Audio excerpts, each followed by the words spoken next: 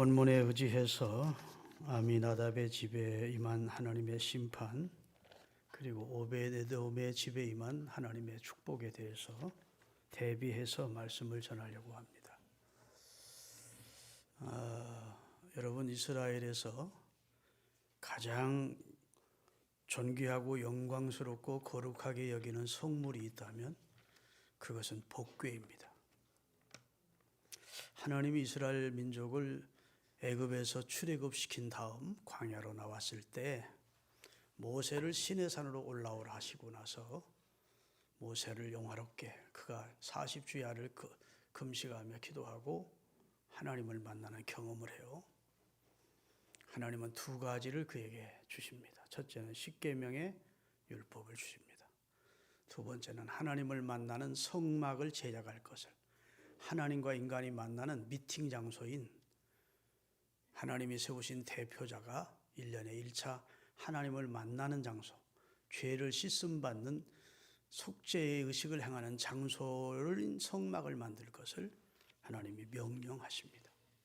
그래서 두 명령을 받고 하나는 십계명의 두 돌비를 가지고 내려오고, 물론 나중에 다시 받아서 내려오는 과정이 있었습니다만, 그 다음에 내려와서 이제 하나님이 말씀하신 대로 하나님이 가르쳐준 식양대로 설계도대로 성막을 제작하지요.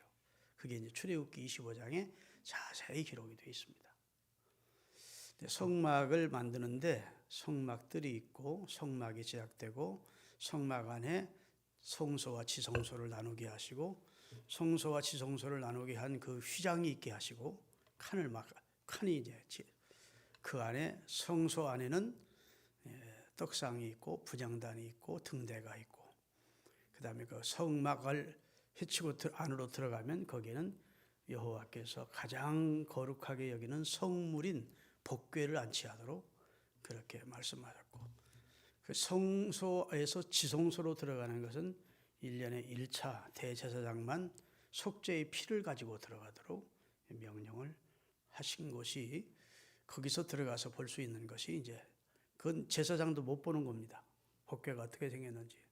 이동할 때는 복궤를 이렇게 휘장으로 덮개를 그렇게 감싸도록 덮도록, 그 다음에 해달 가죽으로 덮고, 그 다음에 순청색으로 덮는 세 겹으로 복궤를 덮도록 했고, 이렇게 채만 나오게 해서 그것을 제사장들이 어깨에 매도록 그렇게 보지도 못하고 만지지도 못하도록 명령하시고, 두 개의 채가 있다고요. 복궤는 내가 한번 띄우라고 미디어부에 부탁을 한 것 같은데, 복궤가 준비되어 있으면 한번 띄워주십시오. 이게 이제 복궤입니다. 이게 조각목이라고 하는 광야, 이스라엘 그 광야에 있는 시띠나무라고 그러는 아카시아 나무를 잘라가지고 만들어서 상자로 만들어 앞뒤를 금으로 입히도록 했습니다. 그리고 그 위에는 열리게 돼 있어요. 저걸 그룹이라고 합니다. 그룹 천사가 두 날개를 가지고 그걸 지켜보도록 이렇게 만들라 하셨고, 이게 다 성경이 하나님 명하신 대로 한 겁니다. 그러니까 그 뚜껑을 열면 그 안에 세 가지가 들어있는데, 십계명의 두 돌비와 그 다음에 아론의 쌍난 지팡이와 그 다음에 만나 항아리가 담겨 있었습니다. 이 세 가지가 그 안에 들어있었고, 그 다음에 이 천사들이 양 마주보고 있는 그 마루 밑에 그 바닥이 그게 속죄소입니다. 이스라엘의 대제사장이 짐승의 피를 가지고 우리 인류의 자신들의 죄악을 속죄받기 위해 피를 가지고 바로 그 속죄소, 두 그룹 사이에 바로 밑에 있는 바닥에다 속죄의 피를 뿌리면서 하나님 앞에 제사를 했어요. 그리고 이동할 때 이렇게 붙였기 때문에 이걸 덮게 되어 있습니다. 그리고 이동할 때는 이것만 지금 남아서 그것들이 제사장들이 어깨에 매도록 그렇게 명령을 받은 거예요. 그래서 이쪽에 보면 이게 덮은 겁니다. 첫째는 휘장으로 덮고, 하나님이 다 말씀하신 그대로 다 찾아서 보려면 시간이 너무 없으니까 휘장으로 덮고, 두 번째는 해달 가죽으로 덮고, 세 번째는 청황색으로 덮어서, 그래가지고 제사장들이 이것을 이동할 때에는 고앗 자손에 속한 제사장들이 어깨에 매도록 하나님이 규례로 제정해 주신 겁니다. 아무나 만질 수도 없고 아무나 옮길 수도 없고 아무나 볼 수도 없는 거예요. 블레셋에서 여호와의 법궤가 빼앗겼다가 블레셋 돌아왔을 때 기랏 여아림 사람들이 법궤를 들여다본 거로 성경에 보면 70명이라고 나올까 가로 열고 5만 자가 있으니까 5만 70명이 죽는 사태가 있었다는 거예요. 그래서 법궤를 누구든지 두려워서 바르실레 아미나답의 아들 집으로 옮겨놓은 그런 것이 법궤입니다. 하나님의 임재의 상징이에요. 가장 거룩한 성물입니다. 그래서 이스라엘 사람들이 법궤가 딱 앙치되면 성막이 만들어지고 성막이 만들어진 주변으로 12지파가 3지파씩 이렇게 사방으로 진을 치고 살았어요. 광야에 살 때 법궤가 움직이면 구름 기둥이 움직이면 법궤를 매는데 고앗 자손들이 와서 법궤를 저렇게 성막으로 싸고 해달 가죽으로 싸고 청책으로 싸서 그들이 메고 가면 이스라엘이 그 법궤를 따라가고 그랬습니다. 법궤 중심 생활, 법궤를 앞세우는 생활을 40년 동안 이스라엘이 광야에서 했다고요. 이제는 가나안을 들어갈 때에도 제사장들이 법궤를 어깨에 메고 창이란 요단강을 향하여 발을 내딛었을 때 요단강을 하나님이 멈추게 하셔서 걸어가신 거예요. 여리고성이 첫 성인데 그 여리고성을 무너뜨릴 때에도 하나님께서 제사장들이 고앗 자손의 속한 제사장들이 그 법궤를 메고 하루에 한 7바퀴씩 마지막 날 한 바퀴씩 마지막 7바퀴를 들고 소리칠 때 금성철벽 여리고도 무너뜨려 주신 거예요. 그만큼 이스라엘 백성들은 법궤가 굉장히 의미 있는 것이고 하나님이 우리와 함께한다는 상징이에요. 표식이라고. 그런데 사울 왕 때 법궤가 어디 있는지도 몰랐어요. 관심이 없었어. 사울은 믿음이 없는 왕입니다. 만약 사울이 법궤가 어디 있는지 알려고 하면 얼마든지 알아낼 수 있었고 법궤를 옮길 수도 있었고 법궤 앞에 와서 제사를 드리는 믿음의 행위를 할 수 있었을 터인데 법궤에는 전혀 관심이 없었어요. 그런데 사울의 뒤를 이어 이스라엘의 왕이 된 자가 다윗입니다.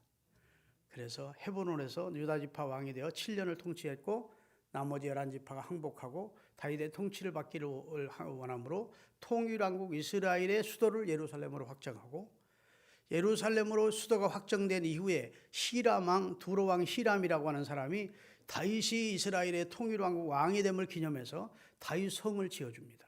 조촐하게 지었습니다.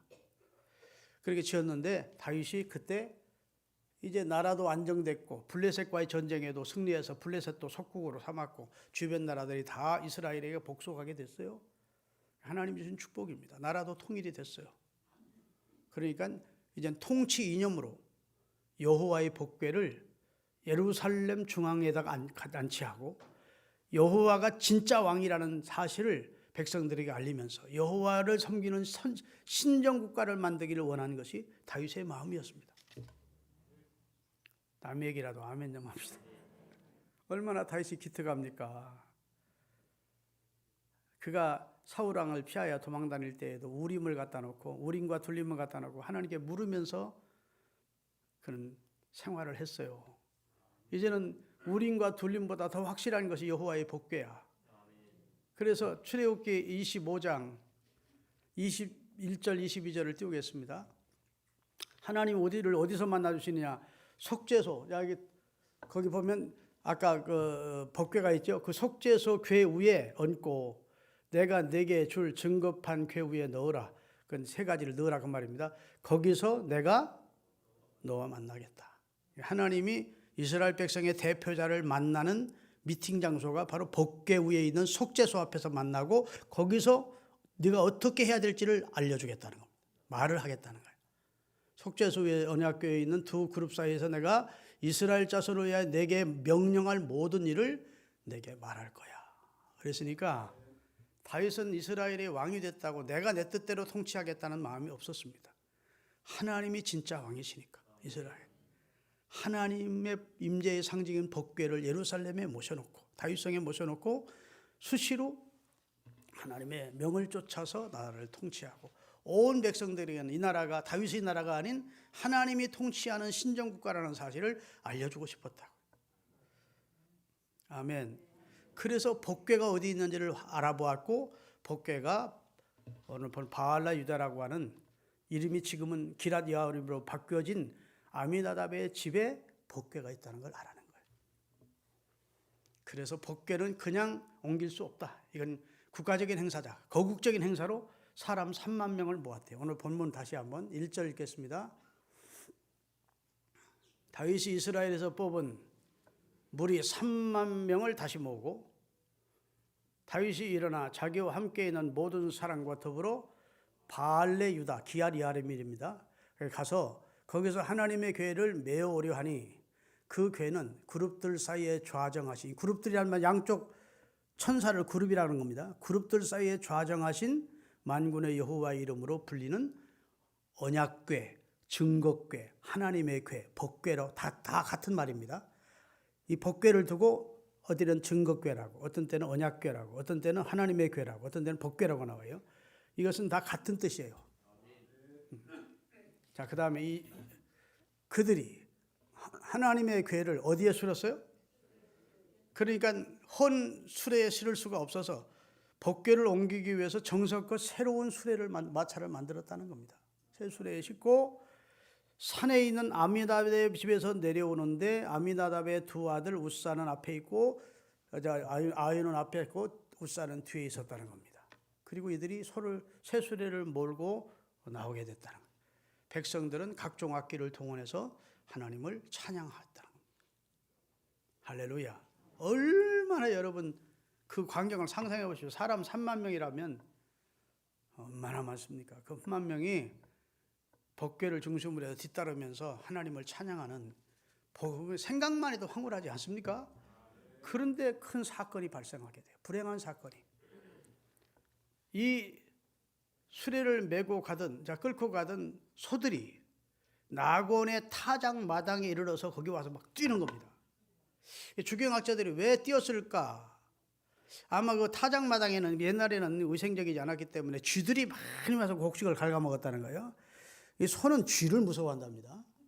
그러니까 거기 있던 쥐들이 막 비하니까 소가 놀래가지고 뛰었을 거라는 겁니다. 하여튼 이 복궤를 싣고 가던 나귀들이 막 뛰는 거예요. 그러니까 뒤에 있던 복궤가, 실려있던 복궤가 덜컥덜컥 하면서 떨어지려고 하자 웃사가 그것이 떨어지지 못하도록 잡은 겁니다.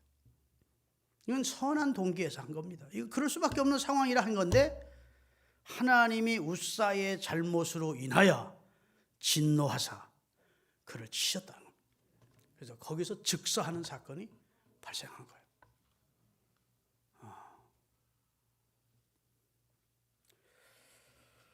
그러니까 다윗이 분했습니다.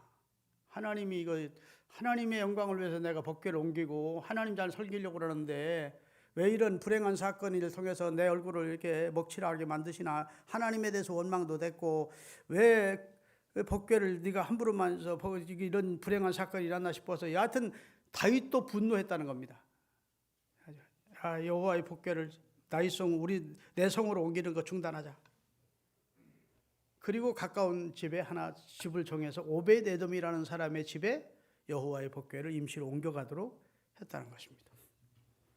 여호와의 복궤를 맡게 된 오벳에돔이 3개월 동안 여호와의 복궤를 자기 집에 모시고 있었는데 하나님이 오벳에돔에만 복을 주신 것이 아니라 오늘 본문 11절을 띄우세요.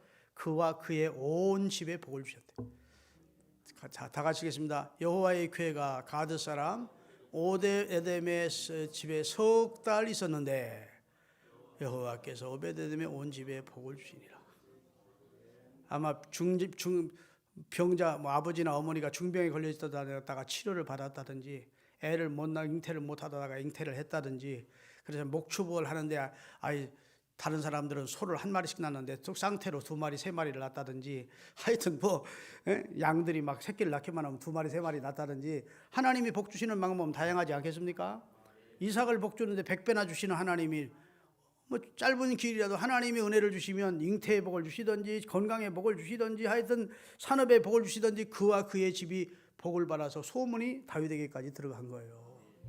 그래서 다윗이 2차 다시 법궤를 옮기는 작업은 하나님이 명하신 대로 법을 쫓아 했더니 여호와의 법궤가 다윗성으로 들어오게 되고, 다윗은 그 살이 너무 기뻐서 춤을 추며 하나님께 영광을 돌렸다. 12절부터 띄우세요.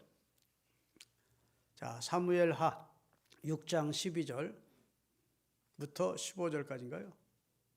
어떤 사람이 다윗 왕에 일러 이르되 여호와께서 하나님의 궤로 말미암아 오벳에돔의 집과 그의 모든 소유에 복을 주셨다 한지라.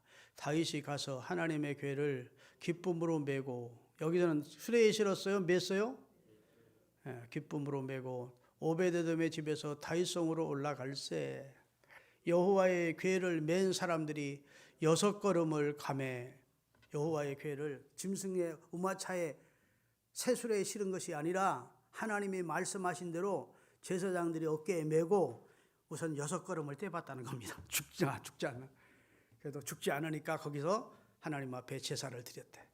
6걸음을 가매 다윗이 소와 살찐 송으로 제사를 여호와께 드리고, 다윗이 여호와 앞에서 힘을 다하여 춤을 추는데 그때 다윗이 배 에봇을 입었더라. 이스라엘 백성들이 입는 옷은 통옷이에요. 이렇게 둘둘 말아 입는 옷. 이렇게 내려가 버린 겁니다. 그 다음에 다윗과 온 이스라엘 족속이 즐거이 환호하며 나팔을 불고 여호와의 궤를 메어 오니라. 하여튼 그 내용을 더 읽어보면 되게 재미있는 내용인데 설교가 너무 길어질 수가 있어서 그만하도록 하겠습니다. 여하튼 웃사가 여호와의 궤를 만짐으로 죽었다. 떨어지려는 법궤를 떨어지지 못하게 만진 일은 누가 봐도 선한 일이고, 그 목적도 동기도 하나님이 기특히 여겨야 될 일인데 하나님이 치셔서 죽었다. 하나님이 그렇게 몰인정하고 무자비한 하나님이신가? 이렇게 잘못하면 오해할 수가 있는데, 하나님은요, 하루를 믿어도 하나님의 법을 따라 우리가 순종하며 믿기를 원하는 겁니다. 자기 식대로 하기를 원치 않아요. 그래서 출애굽기 20장 마지막 절도 너는 제단에 오를 때 제단을 깎아 만든 돌로 제단을 꾸미지 말해. 자연석으로 하래. 여러분, 바벨탑을 쌓을 때 저들이 뭘 대신하여 무엇으로 뭘 대신하여 역청을 벌이고, 그게 다 대신한 것이 인위적인 방법입니다. 하나님은 순수한 때묻지 않은 하나님의 말씀의 엑기스를 가지고 하나님을 섬기기를 원하시는 거예요. 인간적인 것 하나님이 기뻐하지 않습니다. 자기 생각과 자기 뜻이 가미된 것 하나님이 그럴수록 맑은 물에다가 그 다음에 독을 타는 것과 같아서 하나님이 기뻐하지 않습니다. 성경은 하나님이 예배라고 다 받으시는 것이 아니에요. 가인의 예배 안 받습니다. 아벨 예배. 헌금이라고 다 받으시는 것이 아니에요. 하나님이 아나니아와 삽비아 재산 절반 팔아바쳐도 안 받아. 과부의 엽전 두 렙돈을 받아. 믿으십니까? 중요한 것은 바치는 것에 자의 마음이고 자세를 중요하게 보시는 겁니다. 기도라고 다 받으시는 것이 아니에요. 바리새인이 앞에 앉아서 저 주의 세리를 정죄하면서 드리는 기도 하나님 안 받으십니다. 세리가 아버지 나는 죄인입니다 하고 하나님 앞에 솔직히 꾸밈없이 솔직하게 드리는 기도를 하나님이 받으시는 거예요.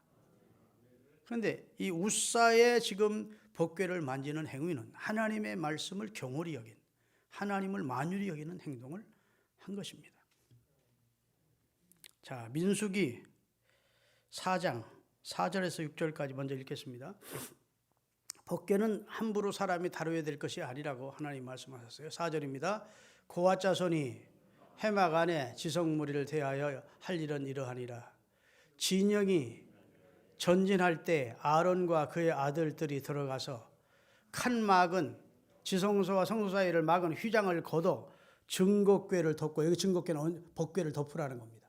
덮고 그 다음에 그 위에 해달 가죽으로 덮고, 해달 가죽은 비가 올 경우를 대비해서 해달 가죽은 비가 들며들지 않잖아요. 다 흘러니까 해달 가죽으로 덮고 그 위에 청색 보자기를 덮은 후에 그 채를 매라는 겁니다. 영혼이 없는 우마차에 실려가지고 법궤는 옮겨지는 것이 아니라는 겁니다.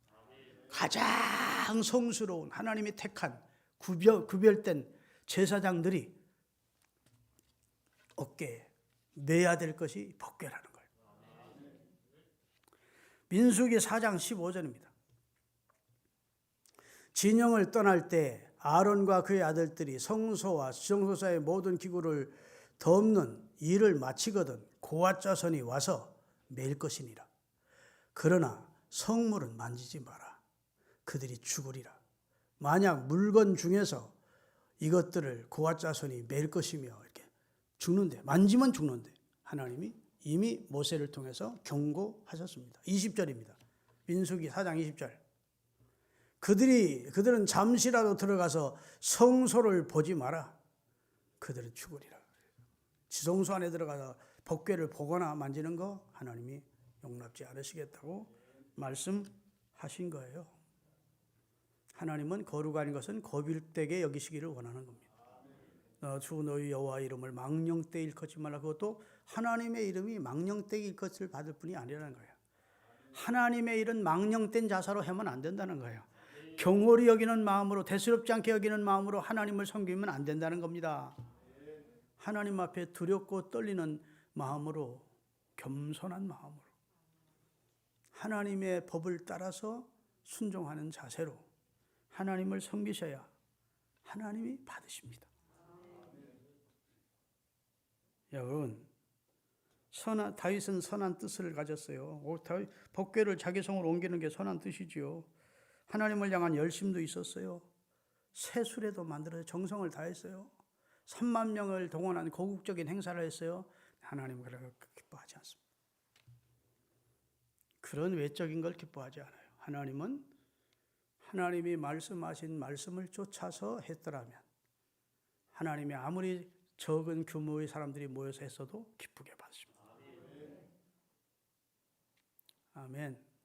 하나님이 일을 하는 원리를 잘 알아야 돼요. 교회 중직자가 되기 전에 이런 원리를 모르면 중직자 되고도 심판받습니다. 우사는 여호와의 법궤를 가까이서 모시는 사람 중에 하나였는데 그 아미나답의 집이 결국 몇십 년 동안 여호와의 법궤를 모신 결과가 아미나답이 많은 사람들이 보는 앞에서 즉사하는 처참한 심판으로 끝이 난 것을 보면, 여러분, 아미나답의 아들 우사가 그날 그 시간 잘못해서 하나님이 우사를 쳐 죽였을까요? 베레스 우사라는 말은 하나님이 쳐서 우사가 죽임을 당한 곳이라는 지명입니다. 그러면 우사가 그날 그 시간 법궤를 만졌다는 단 한 가지 이유 때문에 그가 하나님의 심판을 받았겠나? 나는 그렇게 생각하지 않습니다. 심판받을 짓을, 징계받을 짓을 그동안 많이 해온 것입니다. 성경에는 너의 악을 쌓으라, 너의 악을 채우라, 그러면 내가 심판하겠다고 성경은 말씀하고 있어요. 이스라엘의 악이 채워졌을 때 하나님이 이스라엘을 주 70년에 멸망을 시켰습니다. 아벨의 피로부터 사가랴의 피까지 너희 죄악을 채우면 그때 내가 심판하겠다는 겁니다. 그러면 법궤를 모신 우사와 아미나답의 집이 법궤를 경홀히 여긴 겁니다. 법궤 섬기는 사람답게 행동하지 않은 겁니다. 법궤를 모신 사람답게 행동하지 않은 겁니다. 하나님을 만유리 여기는 행위를 그동안 계속해 온 것입니다. 하나님의 법궤를 함부로 다루었던 것입니다. 하나님이 보다 못해서 여러 사람 앞에서 하나님을 경홀히 여길 때 어떤 일이 벌어지는지를 일벌백계로 나타내신 것입니다. 할렐루야. 여러분, 만약 우사가 사울 왕이 전대의 왕이었던 다윗 왕 전에 왕이 사울이었으면 사울이 가끔 한 번씩이라도 와가지고 아유 법궤 모시라고 고생들 하네, 잘 모시게 이렇게 알아주고 칭찬해주고 인정해주었더라면 그렇게 했을까요? 뭐 수십 년 동안 법궤 모셔도 하나 뭐 누가 알아주지도 않지, 뭐 특별히 뭐 상이 있는 것도 아니지. 그러니까 처음에 법궤를 모셨을 때에는 그 집이 몇십 년 전에 모셨을 때는 이만 그냥 두려운 마음으로 모셨겠지만 이거는 뭐 생활 속에 늘 하다 보니 이게 신앙적인 매너리즘에 빠진 겁니다. 감격이 사라진 것입니다. 첫사랑을 잃어버린 겁니다. 그리고 하나님 앞에 이제 망령되게 함부로 행동한 것입니다. 그것이 하나님의 진노를 샀다고 저는 믿습니다. 여러분, 하나님의 일을 하는데 목적과 의도가 선하다 해도 하나님이 원하시는 법대로 하지 아니하면 하나님은 내 알바가 아니래요. 아멘. 교회 중직자는 이런 것부터 배워야 됩니다. 인간적으로 하면 안 된다는 것. 여러분, 망령되게 늘 행동에 오다가 그날 벗게 만지면 어때 하고 만진 것이죠. 하나님에 대한 두려움이 없었습니다. 경외심이 없었습니다. 신전의식이 없었어요. 하나님 앞에 내가 있다는 코람데오 신앙이 없었어요. 내 앞에 하나님이 계시고 하나님이 날 보고 계시고 이런 신앙만 있었다면 그러지는 않았을 것 같아요. 여러분, 사무엘하 3장 1절을 보겠습니다. 여기는 지금 우사와 오벳에돔을 대비해서 비교해 주는데, 여기 사무엘하 3장 1절은 사울의 집과 다윗의 집 사이에 전쟁이 오래매 다윗은 점점 강하게 가고 사울은 점점 약하게 갔다. 두 왕을 비교하는 겁니다. 한 사람은 점점 그 집은 다윗과 그의 집은 점점 강해 가고 사울과 그의 집은 점점 쪼그라 들어갔다. 그 이유가 무엇일까요? 사울은 하나님의 말씀을 없이 여겼습니다. 그렇죠? 손 자기 감정과 자기 기분으로 신앙생활 안 한 사람 아닙니다. 하나님을 모르는 사람이 아니에요. 하나님 앞에 사무엘 앞에서도 제사 드린 사람입니다. 그런데 언제나 자기식이었다. 다윗은 그렇지 않습니다. 아버지 하나님의 뜻을 물어가면서 신앙생활을 하니까 하나님이 그를 높이신 줄로 믿으시기를 바랍니다. 할렐루야. 여러분, 오벳에돔이라는 사람이 이제 원하지 않았을 겁니다. 이렇게 두려운, 거기서 그걸 만지자 즉사하는 것을 눈에도 봤는데 그 법궤를 자기 집으로 모시고자 하는 사람이 어디 있겠습니까? 그런데 다윗 왕이 당신 집에다가 여호와의 법궤를 좀 모셔두라 하니까 예 하고 순종한 것이죠. 여러분, 예수님이 십자가를 지고 골고다 언덕을 올라갈 때 예수님이 팍팍 자꾸 쓰러지자 거기 구레네 사람 시몬이라는 사람이 예수님이 십자가형을 당한 걸 구경하러 졸졸 뒤로 따라가다가 등치가 좋고 힘 좀 쩌게 생기니까 로마 군인이 야 네가 대신 와서 좀 줘. 그래서 그 위세에 눌려가지고 구레네 시몬이 십자가를 진 겁니다. 그런데 하나님이 구레네 시몬을 얼마나 축복하셨는지 성경에 나와요. 억지로 십자가를 졌는데도 그와 그의 온 집을 구원해 주셨대. 할렐루야. 네. 그래서 성경에 좀 보겠습니다. 마가복음 15장 21절이에요. 마침 알렉산더와 누포의 아버지인 구레네 사람 시몬이 시골로부터 와서 지나가는데 그들이 그를 억지로 같이 가게 하여 예수의 십자가를 그에게 치웠대요.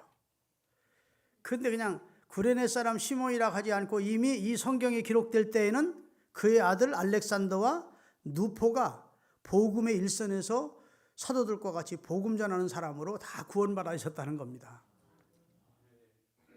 그 다음에 로마서 16장 13절입니다. 여기 누포라는 사람 이름이 나오죠. 주 안에서 택하심을 입은 누포와 그의 어머니에게 문안하라. 그의 어머니는 곧 내 어머니니라. 사도 바울이 구레네 사람 시몬의 부인을 자기 어머니처럼 여겼다는 겁니다.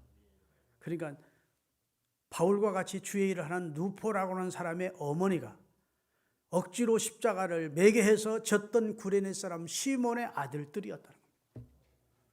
그러면 전혀 신앙이 없던 사람이 로마 병정의 위세에 눌려서 십자가를 억지로 졌는데 지고 골고다 언덕까지 올라가서 십자가에 달려 돌아가시는 예수님의 언행을 지켜보면서 저분은 메시아구나 알게 됐을 것이고, 그리고 예수 그리스도를 영접했을 것이고, 그리고 예수 그리스도 그 아들들에게 복음을 전해 주었을 것이고, 그래서 알렉산더와 루포라고 하는 이 구레네 시몬의 아들들이 초대교회 일꾼이 돼서 사도 바울과 같이 마가와 같이 주의 일을 한 것이고, 바울은 구레네 시몬의 부인을 자기 어머니처럼 여겼다고 여긴 걸 보면 주님은 참 좋으신 분입니다.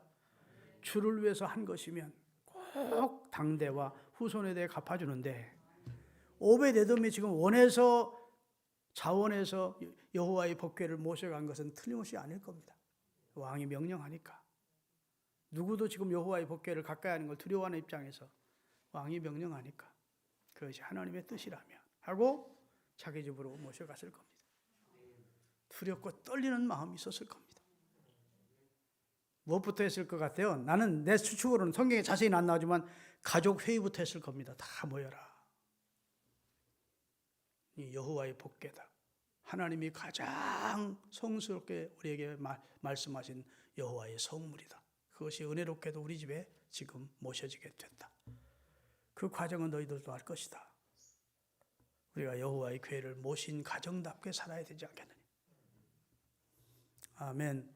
이 여호와의 궤가 우리 집에 얼마 동안 있을지는 알지 못하지만 여호와의 궤를 모신 가정 식구들답게 살아가자.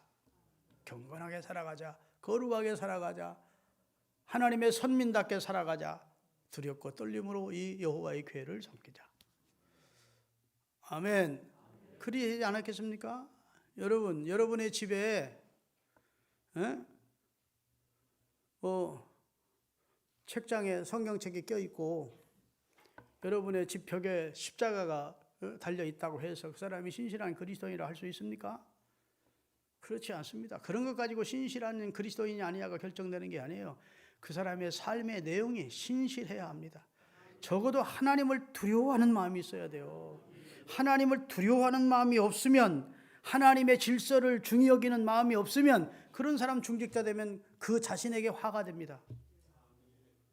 아멘. 하나님의 교회는 그 사람 때문에 교회가 큰 문제가 일어납니다.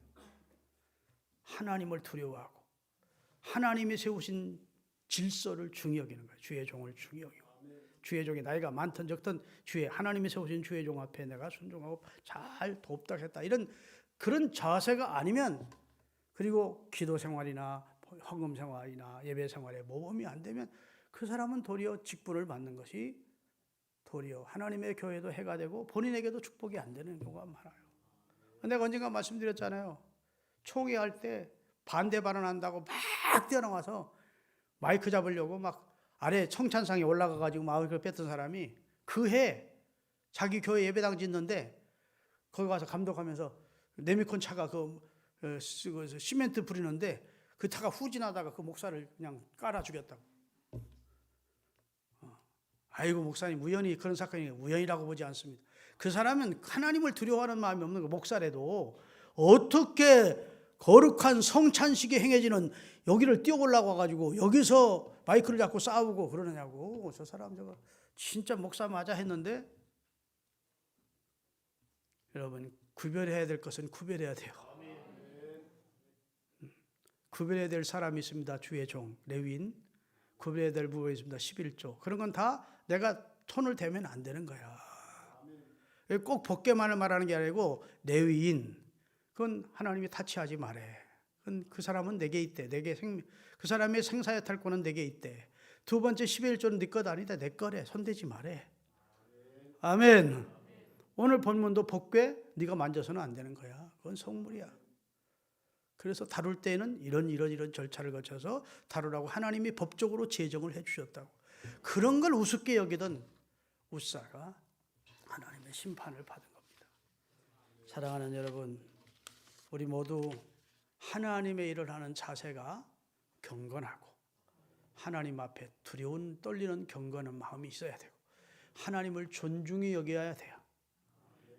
사무엘상 2장에 보면 나를 존중히 여기는 자를 내가 존중히 여기고 나를 멸시하는 자를 내가 경멸히 여기리라. 그래서 그런 마음으로 평생 하나님 잘 섬기시다가 오베데돔처럼, 여러분 당대만 복 받은 게 아니에요. 오베데돔이 어떤 복을 받았는지 마지막으로 그걸 읽고 마치겠습니다. 역대상 26장